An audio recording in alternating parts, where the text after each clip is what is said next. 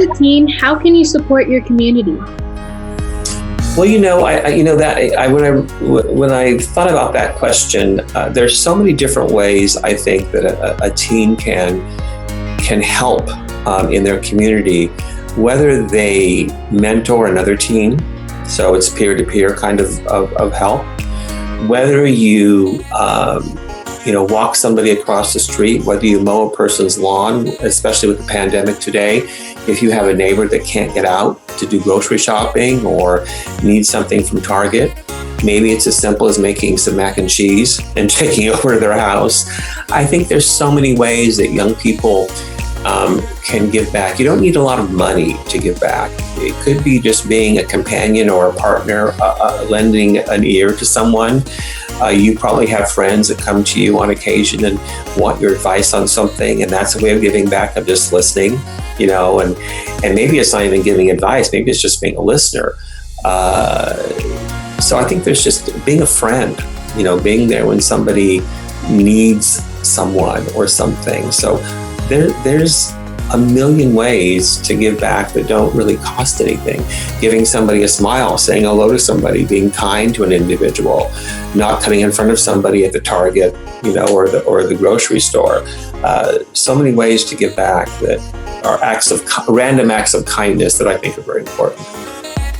Why do you think people are more charitable around the holidays rather than year-round?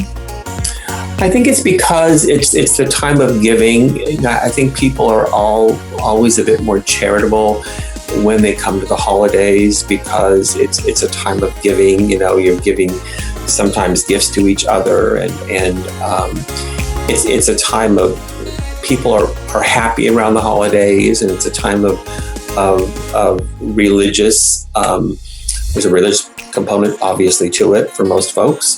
And I think they just feel that it's the right thing to do. So I think that the holidays bring out, good in people because they do feel a bit more charitable, and want to give back a little bit more.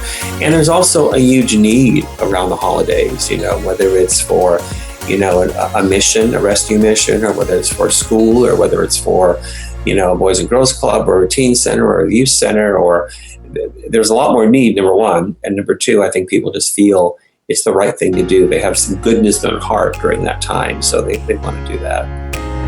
If you are a person or family in need, what should you do?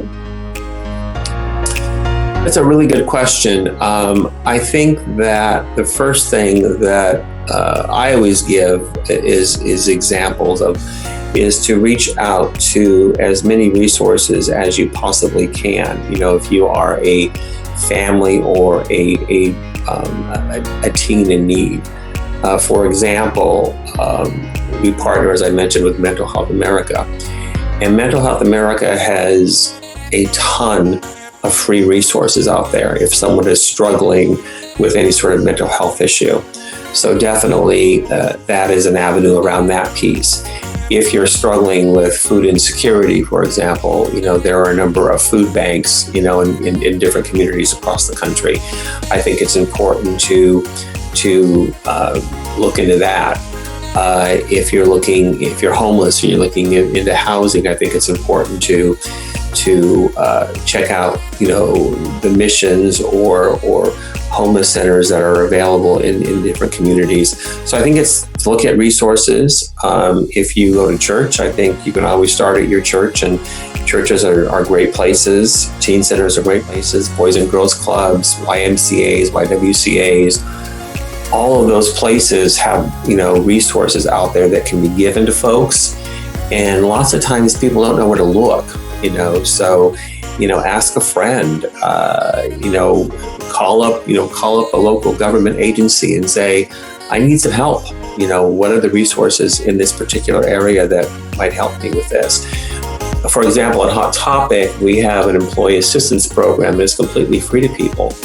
And you can call in and really ask pretty much about anything, whether it's financial advice, whether it's childcare advice, whether it's mental health advice, and they will connect you with somebody or an agency that can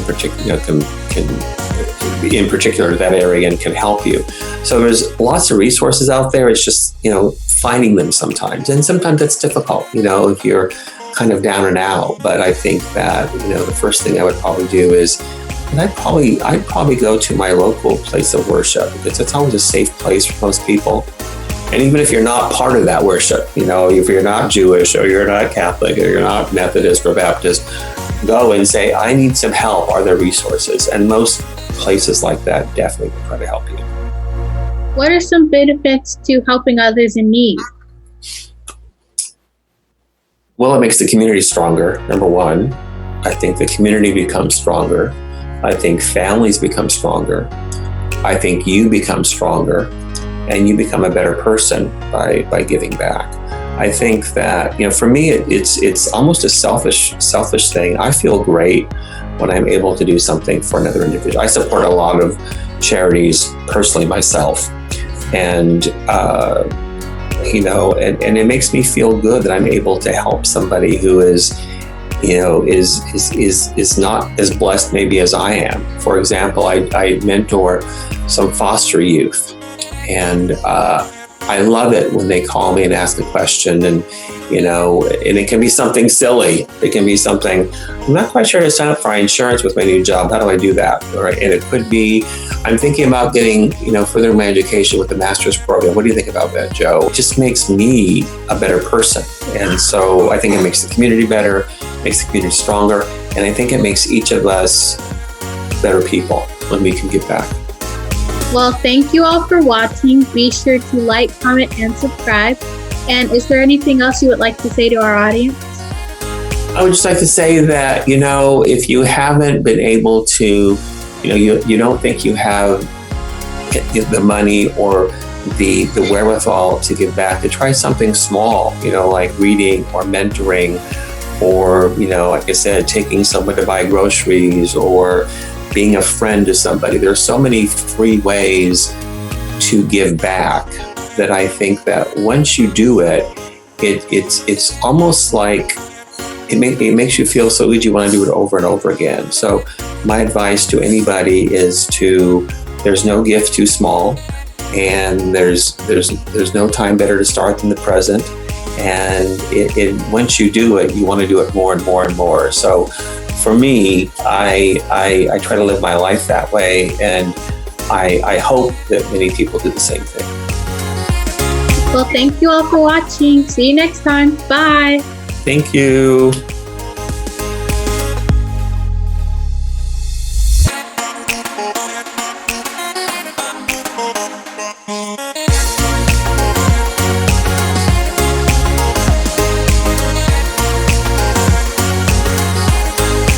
Hey, don't click out the video yet. Did you like, comment, and subscribe? And also, be sure to follow us on Instagram, Twitter, and Facebook at YHELPNow. And don't forget to check out my blogs at YHELPNow.com.